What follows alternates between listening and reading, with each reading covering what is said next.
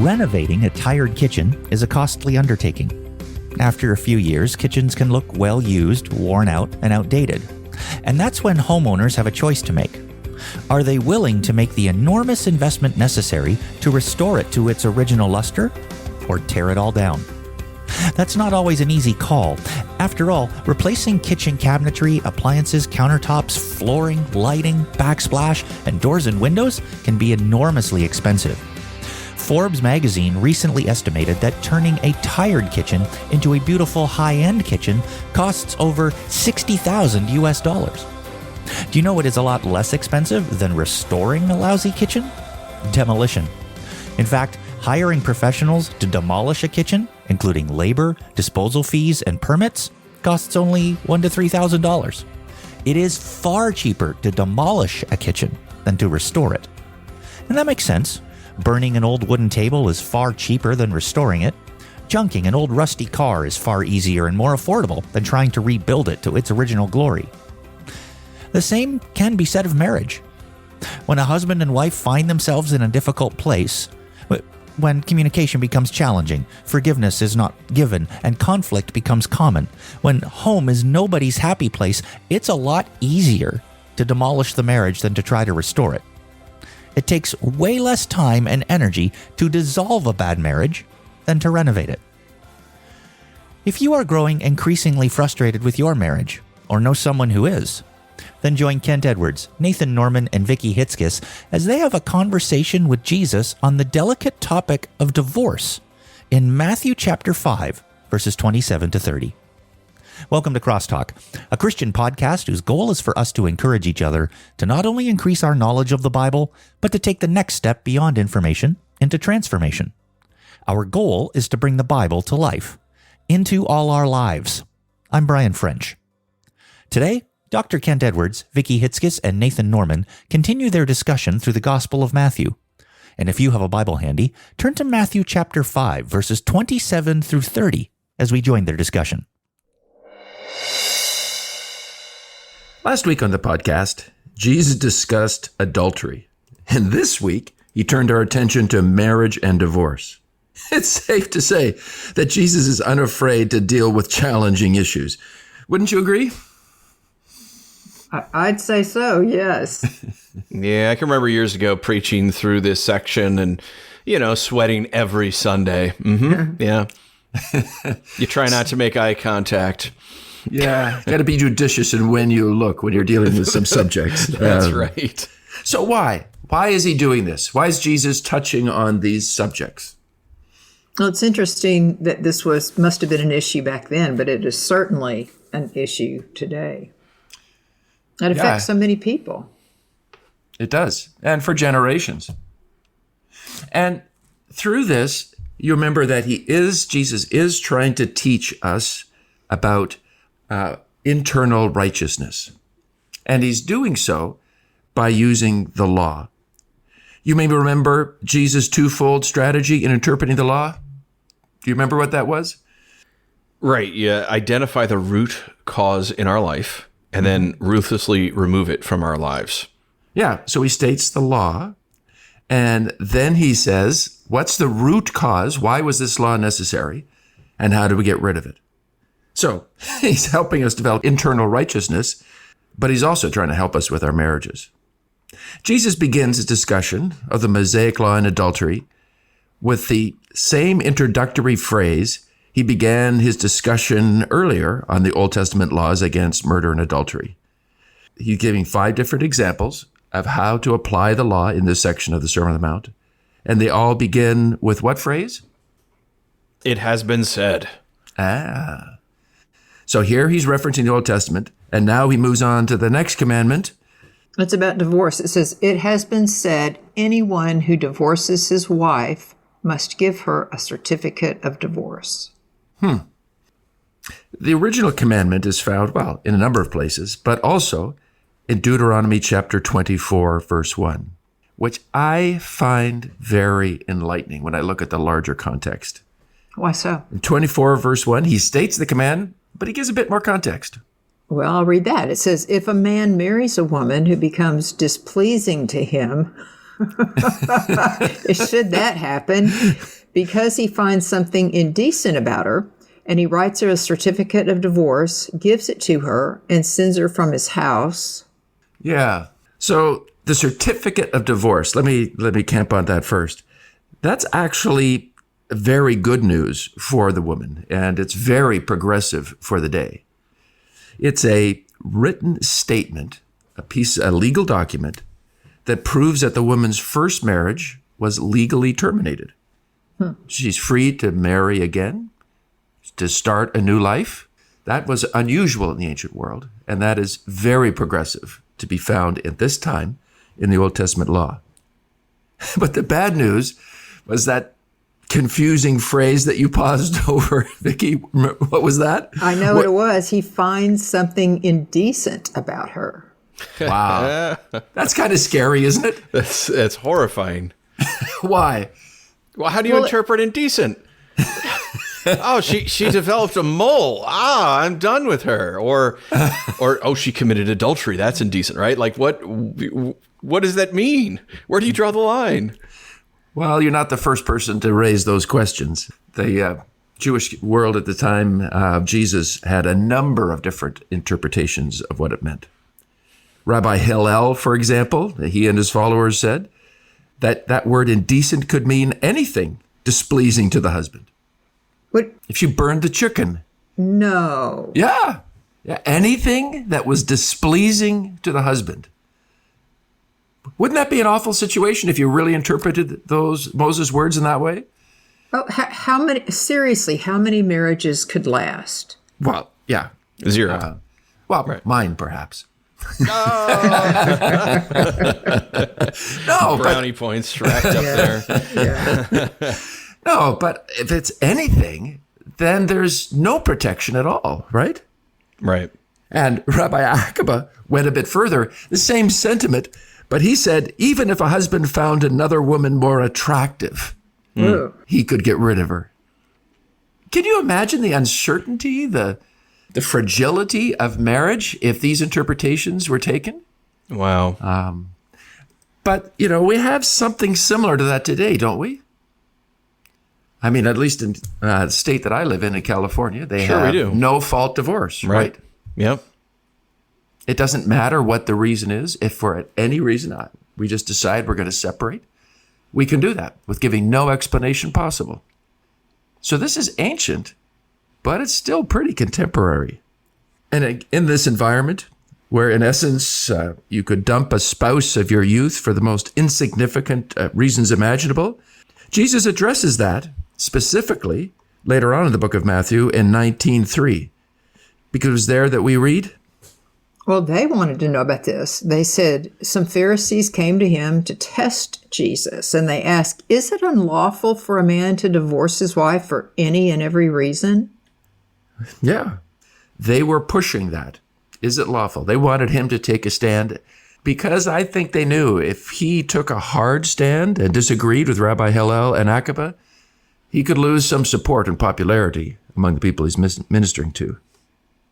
No, Jesus decided to side with a different rabbi, Rabbi Shammai, who said, no, that phrase in which a husband finds something indecent about her literally means licentiousness and unchastity. It means... Indecent. Yeah, it means that she has been sexually unfaithful. In fact, he's crystal clear with regards to his interpretation because in verse 32, in the passage we're looking at here in Matthew, he says what? He says, "But I tell you that anyone who divorces his wife except for sexual immorality." Right. And it's also Jesus' position back in Matthew 19. Okay, so according to Jesus' interpretation, Moses' law said that marriage cannot be ended except by death or adultery, right? Right. So then he begins to explore the twofold strategy in interpreting the law. And Nathan, you're right. It begins with? Identify the root cause. Yeah, why was this law necessary? What was the root reason for Moses and Jesus' commandment that divorce is only permissible in cases of adultery? Because we live in a sinful, fallen world. Yeah. It's the metaphor I use. It's kind of like war. War in and of itself is not good, right? In the new heaven and the new earth, we're not going to be having wars with angels, right?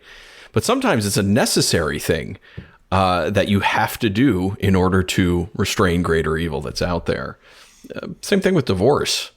It's not in and of itself good, but because of human sinfulness, sometimes it is necessary if the other spouse is not willing to live up to his or her vows. Right. So there's no question that adultery, sexual sin with someone who's not your spouse, is perhaps the deepest wound any person can make to that marriage covenant that they establish before God. It is complete betrayal. There's no question about that. But Jesus says in verse 32, I tell you that anyone who divorces his wife except for sexual immorality makes her, what does that say? Makes her the victim of adultery. Ah. Why is that? So she is a victim of adultery. She is forced to pay the cost of a husband's bad decision. The husband is treating her as if she has committed adultery, but she did not. Anyone who divorces his wife except for makes her the victim. So if you find any other reason, if you follow Rabbi Hillel or Rabbi Akiba and say it was the toast or I found a more attractive woman, you are hurting your spouse. You are making her the victim of an adulterous act that she never, ever committed. And it's a lifelong one because he continues, not only does this person make her the victim of adultery, but he goes on to say what? Anyone who marries a divorced woman commits adultery. Unpack that. So here she is, she's innocent, and he's saying, but you come along and you marry her, you've committed adultery. Right, because of the husband's accusation that she did something that wasn't decent. So, yeah, and contextually what's happening here. So in this time frame, the only person in this culture that could get a divorce is the husband could initiate the divorce, right, not the wife. And so what was happening and why so many were siding with Hillel and Akiba is because this was their way around adultery laws. Right. So it was a common practice to frequently divorce a wife and then find a new wife and then find a new wife and then find a new wife. And so the men were victimizing their wives so that they could have sex with another woman and they could have sex with another woman and they could pretend like they were righteous because they were following the letter of the law and that they weren't adulterers. Meanwhile, within their dark hearts, they were divorcing their wives because they wanted to have multiple sex partners. And this was the way they could find around it and use the law to justify their sinful hearts. Yeah, and by the way, it's still being used in Islamic cultures even today. So a husband will marry a woman, get tired of her after a few months, divorce her for no reason, take another wife, take another wife, take another wife. And Jesus is saying you can't do that. And if you do it, you are making your wife a victim for your own pleasure. You're hurting your wife for life. Right. And that, back to Vicki's point, because Jesus says, and anyone who marries a divorced woman commits adultery. And depending on the translation, some people, they interpret it as the woman. Oh, the woman is the adulterer in the situation. No, what Jesus is calling out is these men. They're saying, yeah, and you think, oh, I divorced my wife, now I can marry someone else and have sex with them. He's like, you're committing adultery. You're trying to use the law in order to justify your serial adulterating, right? It's one at a time, but you're still committing adultery because you think you're good with God and you are not. Right. And they're leaving her with the stain of adultery when it hasn't happened. Mm-hmm. She is an innocent victim, falsely accused. And she can't remarry. No, so her future is done, right? Wow. So they didn't have part-time jobs for women in those days. I mean, you needed to have someone to provide for you. They have ruined their life. And why? Why have they done it? What is the motivation of the man? Oh, selfishness. Yeah. It is selfishness. It is just selfishness. I want what I want, and I will ruin anyone's life. My wife's life, who has given herself to me so that I can have what I want. Even if some jerk husband came into your office, said they intended to divorce their spouse for burning the toast or getting a bad haircut, what would you say to them? You got to be kidding me. Give me a break. Grow up. If it was the husband, I'd say, man up. Man up and love your wife as Christ loved the church. And get over yourself. If they have kids, I'm going to say the best gift that you can give to your kids is to stay married to their mother, and not only stay married to her, but love her and love her sacrificially, even when she's not acting in a way you think she deserves it. Yeah. It's important that, like Jesus, we go beyond just the command to the root of it. The reason for this abuse is selfishness. Are you willing to make the spouse of your youth a victim for your pleasure? To break the covenant you've made and hurt her forever? Jesus' twofold strategy interpreting the law is evident here. Identify the root cause and ruthlessly remove it from our lives. How do we get rid of selfishness? Well, it's not explicitly stated in the text, but it's clear that from what you said earlier, Nathan. Love your wives. Love somebody else. Quit focusing totally on you and what you want. Yeah. You know, I'm so glad that Jesus included this in his Sermon on the Mount, because I find it to be an issue worldwide, globally.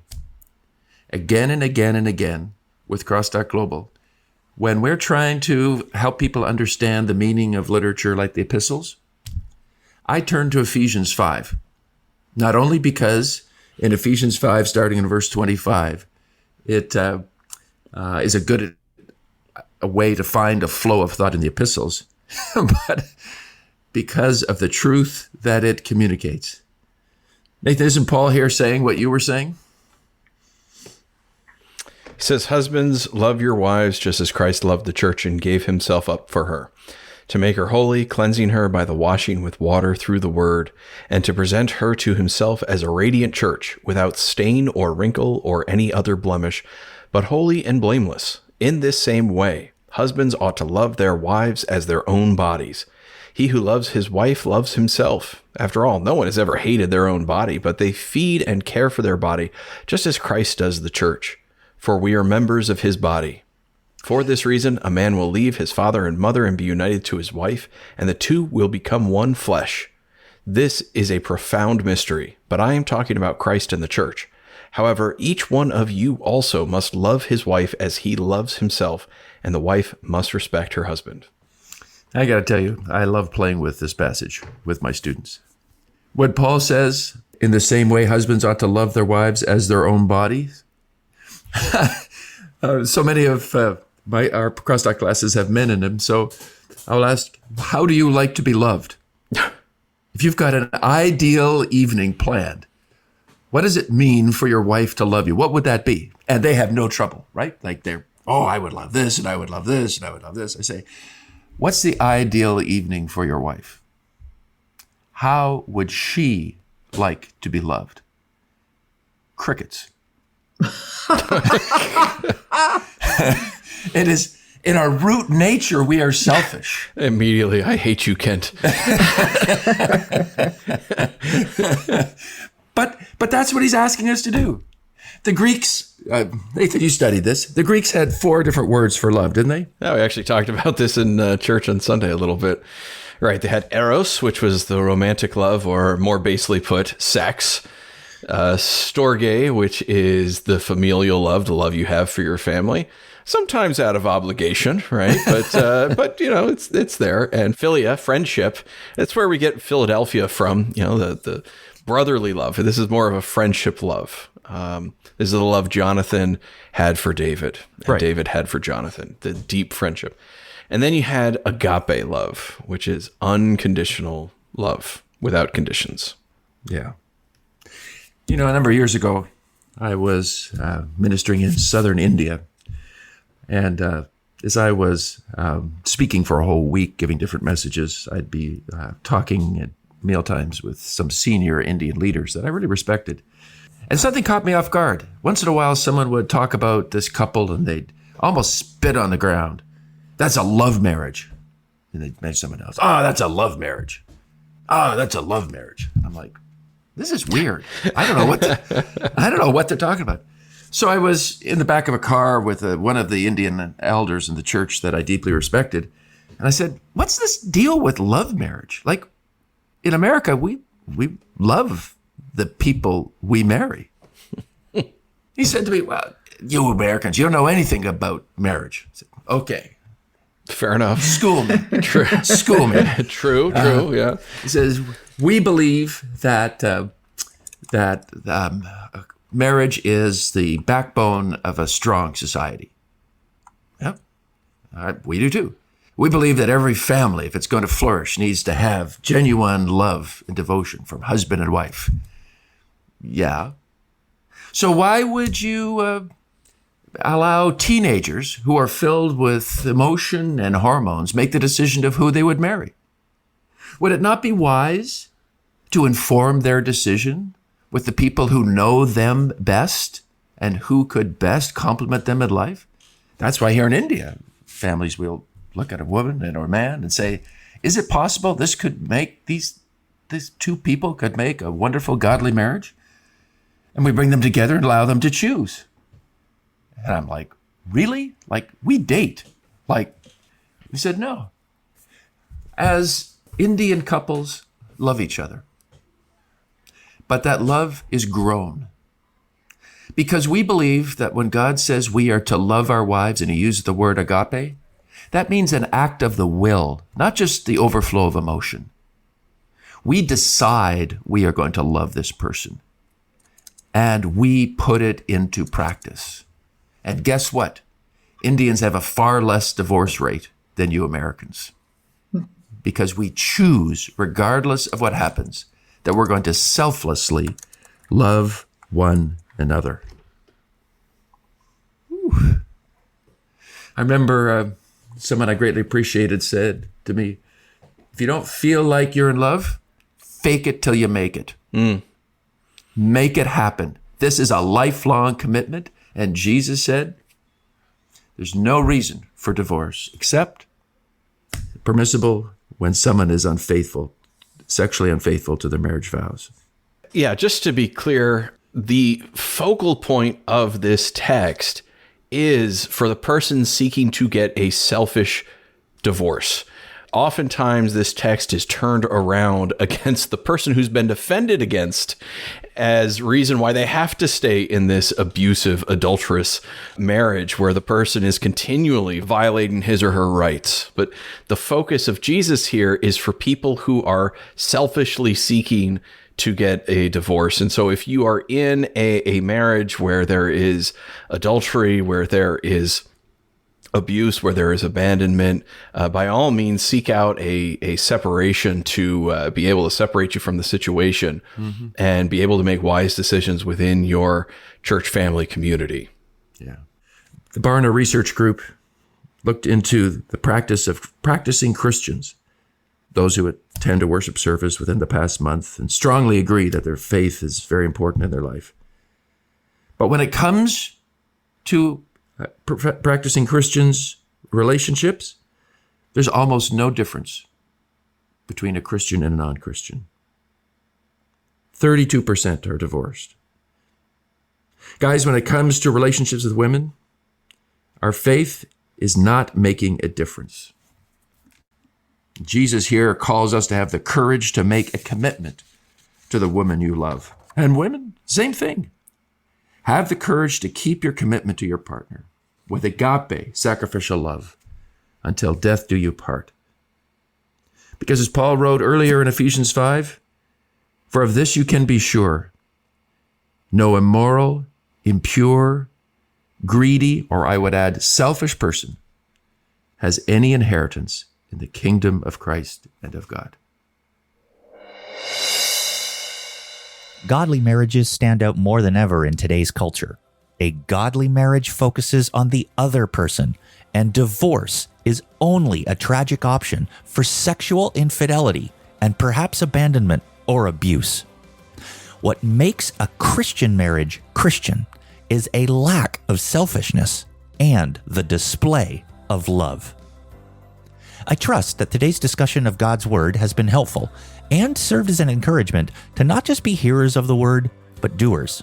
Together, let's bring God's Word to life, to our lives this week. The CrossTalk podcast is a production of CrossTalk Global, equipping biblical communicators so every culture hears God's voice. To find out more or to support the work of this ministry, please visit www.crosstalkglobal.org.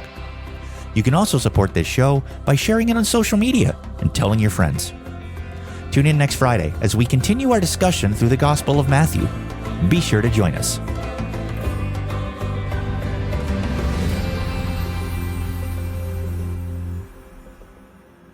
Okay, we'll put something in there. The other thing I wanted to point out is if you had that conversation with the Indian elder today, which I know was only about like 12 years ago that you had that conversation, now you would say, haha, we have it better. Look, I have a smart app and all you have to do is swipe left or right and you can find your perfect spouse. Swipe right, you have them. No, it was fascinating when that happened. I came back, told my kids, this really makes sense. I think for a godly marriage, got to let me choose your spouse. Didn't go over, neither of course. Of them did. Yeah, no. Yeah, but I mean, even given the option, it's insane. Just go out there and find someone that you're compatible with, right? And I've seen it happen many times. It happened to me. You end up with someone who said, okay, I'll date you. And then you're with them. And then, I don't know, somewhere along the line, a year in, you're like, this person's crazy. And you stay with them for another year or two because your heart is so heavily invested. And it's just absolutely insane. It's nuts.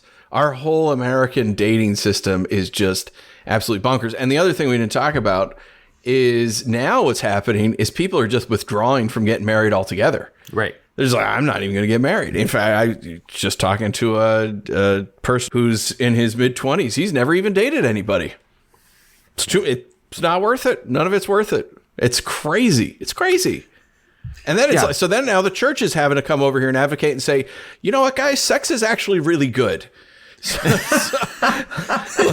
We're trying to say because I know the they're all boundaries using of marriage, give it a shot. Right. They're all using pornography, but now the church is in a position to be like, no, we're pro-sex, within marriage, but right. But it's crazy because we're like, you're missing out on a really amazing part of human existence. And they're like, no, I'm good. It's not worth it.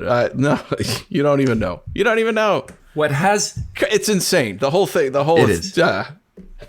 And then they say, if we just don't get married, we just live together, then we don't have to be divorced. And I'm like, marriage isn't made on a piece of paper. It's not ended on a piece of paper. Like, come on. Don't fool yourself. That's where I wish a lot of states have gotten away from common law marriages because the states used to recognize if you are living together for that amount of time, romantically, sexually, you're essentially married and you have made each other vulnerable to each other's decisions. Right. And so and now you've introduced children. So you should be legally married. Unfortunately, a lot of them have gotten away from that, and that has caused irrevocable harm and confusion. Anyways, okay.